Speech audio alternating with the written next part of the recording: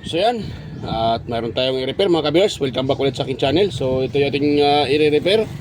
Ito ay isang emergency light at may kasama siyang flashlight. Yan.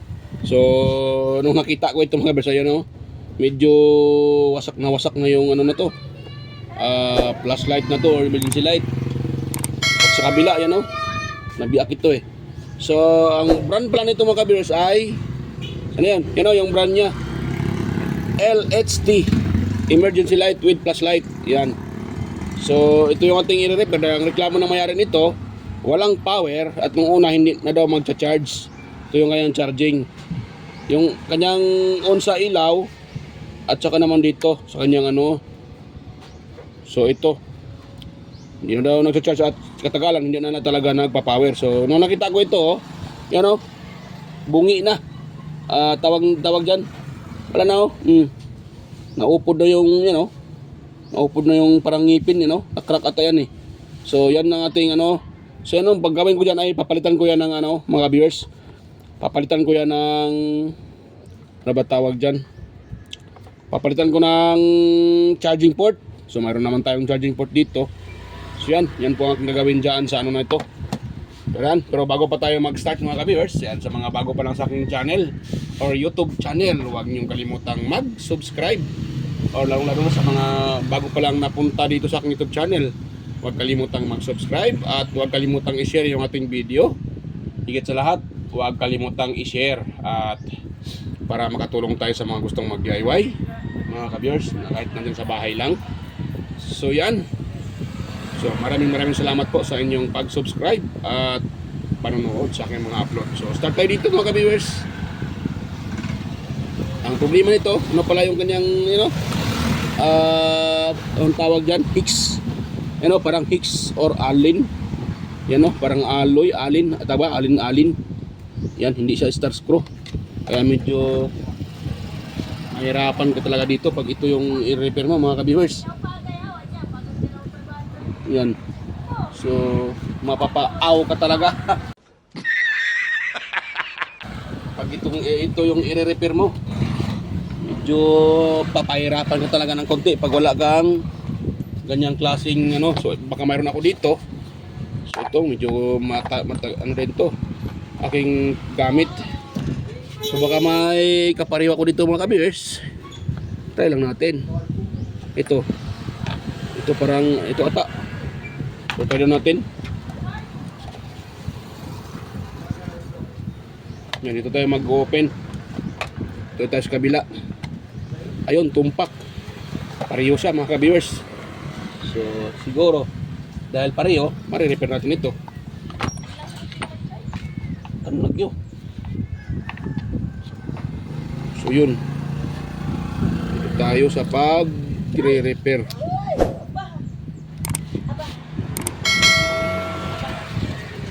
Yan.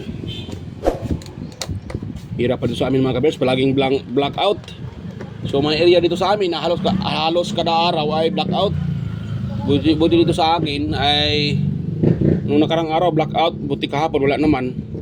Pero yung doon muna sa dulo, blackout talaga sila mga ka-viewers, ilang oras. Minsan blackout sila ng alas 9 ng umaga hanggang alas 9 ng gabi. Iwan ko talaga. Yeah, yung iba dito sa akin nagpapa-charge. Tapos yun, marami tayong charge sa mga ano, baterya. Dahil yun nga, wala silang kuryente. Kahit pang ilaw lang daw.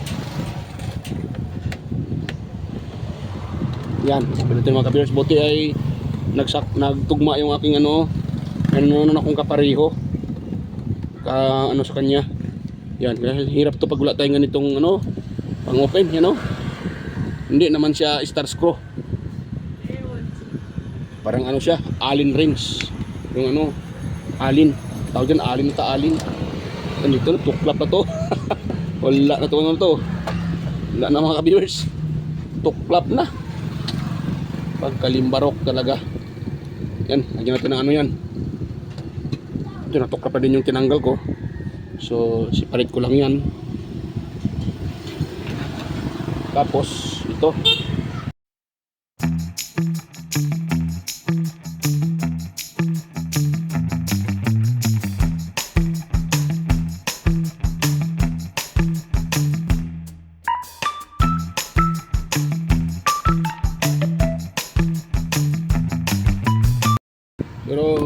siguro nanginayang yung may-ari dahil yun nga baka may ano yan, may sentimental value. Kaya ayaw pang itapon ng may-ari. Ayun, kitang-kita na yung mga ano sa lalim, mga bituka. Yan oh. Andito yung kanyang ano, ito yung kanyang ilaw, may baterya isa. Yan.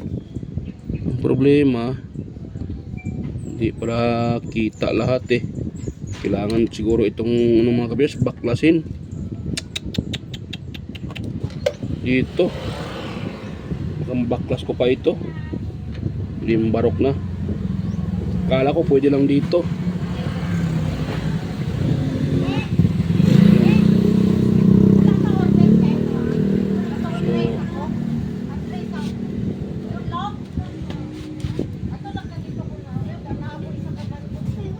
So naman tong dito yung ano niya mga kabers, ito yung ano niya eh, yan yung kanyang input. So kailangan nating ma-open yan dahil dyan tayo magtatap ng ano din papunta sa bagong ilagay natin na ano, charging port mga ka-viewers. So dito hindi siya ma-open, so dito pala dapat i-open eh, limbarok na. Napasubo ako ditong kagwang na to. So yan, okay mga ito i-post mga kabers dahil parang mahirap ano tayo dito dahil yun nga wasak na yung ano eh. Hanapan ko muna ito ng idea kung saan ko ito babaklasin dahil wasak na siya. So yan, stay tuned na ulit mga kabers ha. Pakita ko na pag yan po ina-open ko na. Few moments later. So yan mga kabers, sinauli ko na yung dalawang tornilyo dito at dito ako nagpo-focus. Dito lang pala yung ano niya eh, katulad ng ano yan oh. Katulad ng mga bluetooth speaker, dito din pala yung kanyang tawag dyan, nakalagay yung kanyang mga screw. Ayan oh, ayun. So natuklap ko na. Yun oh, yun na yung mga screw mga kabers, isa, dalawa, tatlo. So yun yung ang aking i-open.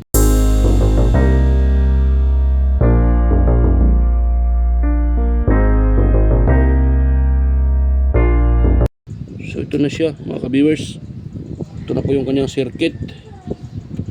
Iyon.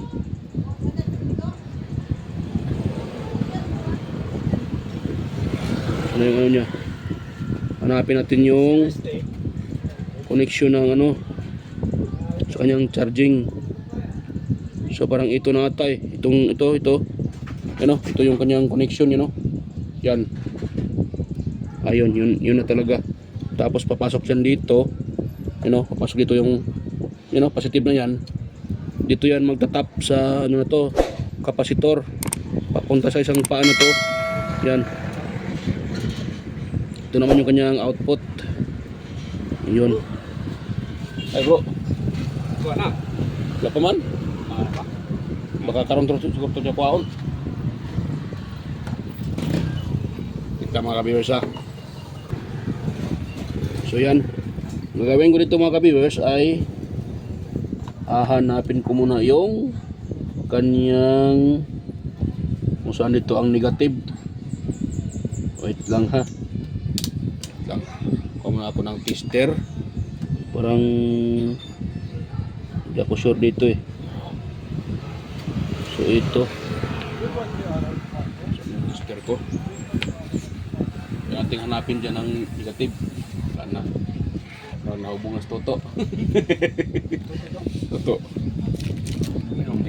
Gasuray-suray naman. Pag inatong gasuray-suray na, wala na. Kahurot tong isa ka syuktong.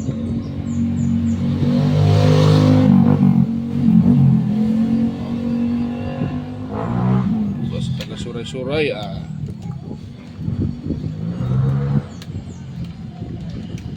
yon. So open natin mga ka-viewers. Yun na siya. Tapos para makasure tayo kung saan dito yung negative at positive, so kailangan natin i-trace.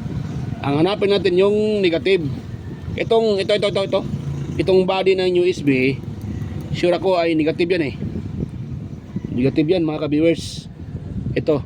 Kaya hanapin natin dito yung negative. matik pag sa dalawa na yan, sa dalawa na yan, tumunog na nga eh. Ito at saka ito, sa dalawa na yan, saan yung tumunog, ibig sabihin yan po yung negative. So kung isa, automatic positive yun. So ganun lang mga dito, ano ko dito. Tapos itong isang test rod, nandun natin dito. Dito. Uy. Tumunog ah. Dito. Ayun. Tumunog, di ba? Dito sa kabila. Wala, di ba? Ito tumunog. Ito tumunog. Saan yun? Nawala ah. Yan, tumunog. Dito, hindi. Pero pag dito, yan, tumunog. Ibig sabihin, ito yung ating negative, ito yung ating positive. O, ganun lang kasimple mga ka-viewers. Ngayon, para maano natin yan, ito, babaliin ko na to eh. Ganun no. Yun. Sira naman to eh. Wait lang ha. Hirap pa to babaliin eh. Kala ko madali lang baliin. Kagwang. Hindi rin pala basta-basta mabali. Yan. Nabali na siya mga ka-viewers. Wala na din niyang gamit yan eh. Dahil sira din itong kanyang yan o. O sira na yan eh. Yan. Kaya baliin na natin yan. Tapos kuha muna ako ng aking ano Type C USB charging port mga ka-viewers. Yung ating ilagay dyan. Meron pa atak natira dito eh. Meron pa akong natira. Hindi pa naubos. Ano? So meron pa akong natira ito mga ka-viewers. So kuha lang tayo ng isa. Yan. Ayun. Hirap niyang ano yun eh. Hirap niyang tanggalin. Yun. So ngayon, gagawin ko dyan, itong kanyang, dito kasi yung nakalagay. Ito, yan. So ganun ko siya mga kapatid, ganun. Palakyan ko lang ito konti. At dito salpak. Siguro, tingin ko parang magkasya naman siguro ito. Ito hindi ko na ito, tanggalin ko na to. Gamitin yan, saranti lang yan eh. Yan. So ito palakyan ko lang konti para ito ay maipasok mga ka-viewers. Yan. Yan yung aking ano. Ito. Aking soldering iron. Yun. Mainit na pala to eh. So ganun ko lang. Ganun. Tapos dito sa kabila para lumaki siya. Para maipasok natin tong ano to. Charging port na to. Klaro naman na siya Bruno. Klaro naman na siya. Ayun. Kaso medyo malaki pa ata, hindi na ipasok. Kaya ano ko pa ito. Babawasan ko itong ano ko mga ka-viewers. Itong aking ito.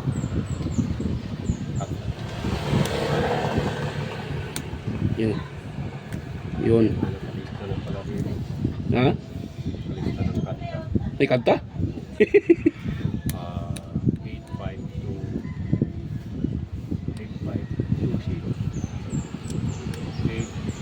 Yan. So, ganyan ko lang dito mga persa. Yan, ito bawasin ko rin din. So, balikan ko lang kaya pag ito na-install ko na. Isalpak ko lang dito at ikunin ko dito. So, yan. So, yan. Okay na mga ka-viewers. Na ano ko na, nalagyan ko na ng ito. Charging port. At naidikit ko na dito. Yan. So, ngayon, pag i-charge mo ay magkakarga naman siya. Yan o. Mga ka-viewers o. Yun. Nakita nyo, yan ang blink-blink ko. Kanina ko pa yan inoobserbahan. Pag ito ay inuun natin dito, yan o, mag-iilaw naman siya. Yan o. Yan. Kaso, pag tinanggal natin yung charger, wala na, hindi na mag-iilaw. So, ibig sabihin, na-drain yung kanyang battery, sira na din yung battery nito. So, marami pala itong kailangan palitan. Yan o. Yan. Yan. O. Pero pag ito ay tinatanggal ko dito, ayan o, di ba wala na. So kanina ko pa yan tina-charge mga ka-viewers, dapat sana mga 5 to 10 minutes magkakarga yan, pero wala hindi nag-ilaw. O, dito tayo sa kabila. Ganon din, no? Wala din. So, ibig sabihin, sa madaling salita, sira din yung kanyang baterya. So, hanap muna ako na dito ng baterya, mga kabiyers, ha? Palitan ko muna ito ng baterya. So, stay tuned lang po ulit, mga kabiyers. Yan. Palitan ko muna ito ng baterya. Few moments later. So, yan, mga kabiyers. Okay na po siya. At ano ko na po, na palitan ko siya ng baterya. Ayan, o. So, ito yung kanyang baterya, mga kabiyers. So, yan. Ito ay pinalitan ko, mga kabiyers, dahil ano po siya. Sira na po siya. Yan, so yan o. Sira na siya. At wala na siyang voltahe, mga ka-viewers. Tingnan niyo po. Yan na, wait lang ha. Ito ay ano na, ginamitan ko na siya kanina ng yung pinagbabawal na technique, pero hindi pa rin gumana dahil nga ay sira na yung baterya. Ayun o. So kukuha natin siya ng voltahe. Ayun o. Wala na, drain na talaga siya, mga ka-viewers. So totally drain. Hindi na pwede yan. Sira na yung cells niya. Tsaka itong isa, ganun din, mga kabiyos. Ganun din siya. Ayan o. So ito ay, kung nakita nyo, nagkaroon na siya ng gunting voltahe. Pero yan o. Ang ginawa ko kasi dyan, mga kabiyos, tinusok ko siya ng ito. Ito dito. Nga lang natamaan yung ang pinaka ano niya. So lumabas yung pinaka fluid. So hindi na ito pwede. Lumabas na yung fluid, mga kabiyos. Makati pa naman sa kamay ito. Pero ano to siya na mayroon siyang kunting ano na siya, 2 volts ata eh. Ayun o. 2.7 o 2.8. Kaso lumabas na yung kanyang fluid. Wala kasi akong manipis na pangtusok eh. Ang purpose ko diyan, mga ka-viewers, ay ito kasi ganitong mga baterya na medyo may brand. May ano to siya, may yung sa gitna dito sa ilalim. Yung gitna niyan ay mayroon yang maliit na parang switch. Pag tinutusok mo yan at yan po ay natamaan, mag-activate ulit itong baterya. Yan. So, gagana siya. Nga lang, yung tinusok ko kanina, ito kasi gamit ko eh. Wala akong alambre na maliit na pangtusok dito. Kaya natamaan yung pinakano dito. Kaya lumabas yung fluid. Kaya, ang ginagawa ko dyan, nagpalit tayo ng ibang baterya. Ito. So, actually, na-install ko na siya, mga kabiyers. Yan, kulay blue yung baterya na nilagay ko dyan. So pangit na lang yung pagkabalot, pero okay lang yan. So okay na yan siya, mga ka-viewers, na lagyan ko na ng baterya. So ngayon, itetest natin. Yan o. So itetest natin siya, mga ka-viewers. Yan, i-on ko siya yung i-on ko yung kanyang switch ha. Ayan o. Pala ito. Yan o. Yan o, nag-on siya, mga ka-viewers. Yan o, nag-blink-blink siya. So goods na yung kanyang mayroon na siyang ilaw. Yan, at nagcha-charge siya, tina-charge ko na rin yan, mga ka-viewers. Yan. O, diba? So sa kabila, yan, off natin. So ngayon, try siyang i-charge uli. Kunin ko yung muna yung aking charger. So dito tayo magcha-charge. Itong ginawan ko ng unit dito. Yan, type C na siya, mga ka-viewers, type C na. So try siya i-charge. Ayan full charge nga siya dahil full yung baterya eh. I-charge ko na yan, mga ka-viewers. Yan, pag tinatanggal ko yan ay mawala yung ilaw yan Tapos pag sinalpakan uli ng charger, magkukulay blue. So goods na, mga ka-viewers. Ganun lang kasimple. Ayun, diba? So ganun lang kasimple, mga ka-viewers. So yun, asimbol ko muna. Balikan ko na kayo pag ito na-asimbol ko na. Ayun, so na-asimbol ko na siya, mga ka-viewers, at okay na. Ayan, medyo madaming alang tape na puti dahil itong kanyang cover dito ay tawag dyan, nahulog siguro. Sa tingin ko nahulog ito eh. Yan wasak na wasak yung dito. Yan, ito naman sa kabila, ganun din. Yan, iwan ko sa may-ari hindi niya tinapon, pinaparepare pa. Nasayangan siguro siya dahil malakas itong mga lakas yung kanyang ilaw. Kaya siguro sabi ng may-ari, sayang. Ito naman, dual purpose naman ito. Diba? Meron siyang ganun emergency light. At saka pang mag-blackout, pwede mo siyang magamit. Malakas din siya. Kaya sayang siguro, sabi ng may-ari, sayang. Pinaparepair pa. So yan, okay na, mga viewers. So na-repair natin siya. At ang napalitan ko dito ay itong kanyang charging port na micro USB. Ito, tinanggal ko na kanina, binalik ko na. At nagpalit rin tayo ng battery dahil yung itong battery na to ay sira na, dalawa. So yun ang napalitan ko. So yan, hanggang dito lang mga kabers yung ating yung video na to, at salamat po sa inyong panonood. At kung mayroon kayong nakuha ng konting idea sa aking isineshare, sana huwag kalimutang mag-subscribe at huwag kalimutang i-share yung ating video at i-like para makatulong din tayo sa mga gustong mag-DIY at mag-repair sa bahay. So yan, at maraming salamat sa inyong panonood at pagsuporta sa aking maliit na channel. Ayan. So maraming salamat sa inyong lahat, at sa mga nag-subscribe, ayan, maraming salamat sa mga dati pang subscribers at hanggang ngayon ay nanonood pa rin. So shout out sa inyong lahat mga ka-viewers sa walang sawang suporta. Yan. So yan. Salamat po, at kita na lang tayo ulit sa aking next na mga upload. So yan, bye bye po mga ka-viewers, at God bless us all po. Bye bye.